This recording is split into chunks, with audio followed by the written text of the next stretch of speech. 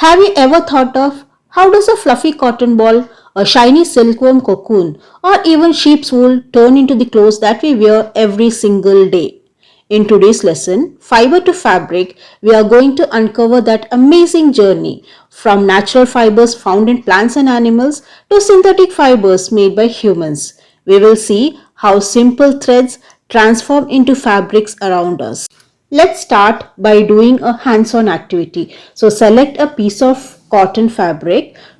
Try to find a loose thread or yarn at one of the edges and pull it out. Take out a yarn from a piece of cotton fabric. Place it on the table. Press one end of the yarn with your thumb.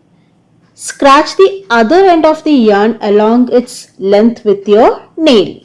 We find that at its end, the yarn splits up into thin strands. So the thin strands of thread that we see are made up of still thinner strands called fibers, as you can see in my hand. So what is a fiber? A fiber is a thin thread-like structure that is used to make yarn and fabric. Now when we classify the fibers, these fibers are mainly classified into two types, that is natural fiber and synthetic fibers. Natural fibers are the fibers which are obtained from plants and animals, like example cotton, jute, silk, wool. The fibers which are synthesized in industry from simple chemicals obtained from petroleum are synthetic fibers or man-made fibers. They are also known as artificial fibers. Example of synthetic fibers are nylon, acrylic, polyester. Do you know that the material that you are wearing might have started as a fluffy ball growing in a farmer's field? So let's see how we get cotton step by step. Cotton plants are usually grown in black soil and warm climate. After few months, the plant produces fruits called cotton balls. And these balls are green at first, but when they ripen, they burst open to show the soft white cotton fibers inside.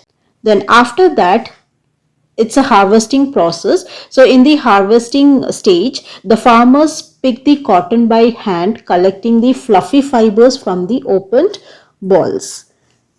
The cotton still has seeds stuck inside the fibers. So in a process called ginning, fibers are separated from the seeds using special machines. After that, the clean fibers are then spun into long threads called yarn, and this process is known as spinning.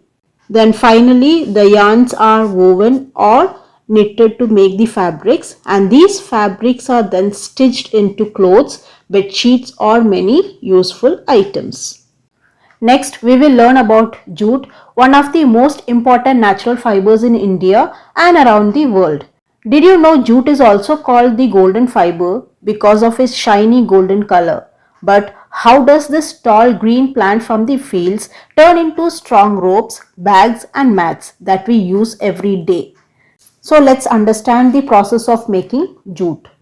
Jute fiber is obtained from the stem of jute plant.